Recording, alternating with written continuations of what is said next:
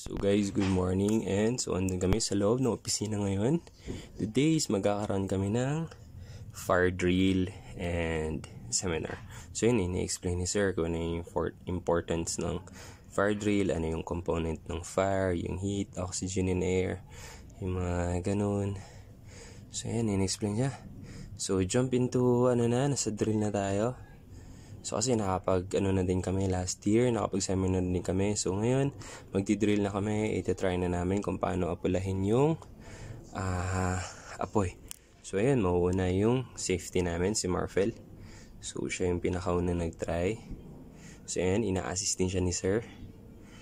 Tinuturuan kung paano hawakan yung nose drill. Ayan, yung sinasabi natin na T-pass. So twist, pull the pin, aim,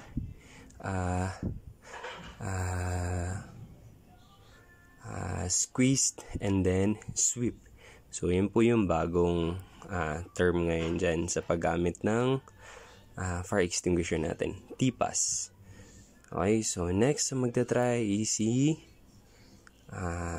Michael. So yun, medyo malaki yung apoy. So at least andyan pa rin. Yun nga malaking bagay din pag marunong po tayo na gumamit ng fire extinguisher. So para kung sakali may mangyari hindi maganda, wag naman po sana, magagamit po natin yun sa bahay. So kailangan po natin ng fire extinguisher din sa bahay. So yun, kasi mahirap din kasi pag nagkaroon ng sunog talaga, di ba? So yun ang medyo kalaban talaga natin. So ayun, nandyan kami, nakatingin kami lahat. So ayun, susubok naman ngayon si Mariker. So ayun guys, malaking bagay po talaga na may knowledge ka sa pag-ahapula ng apoy, kasi syempre hindi naman talaga maiiwasan yan na nagkakaroon ng sunog. So at least may tayo, diba? May knowledge and skills kung paano natin maaapula yung mga ganun. So next, si Marvin Cordeta. So ayun, saglit lang din yan naapulayan.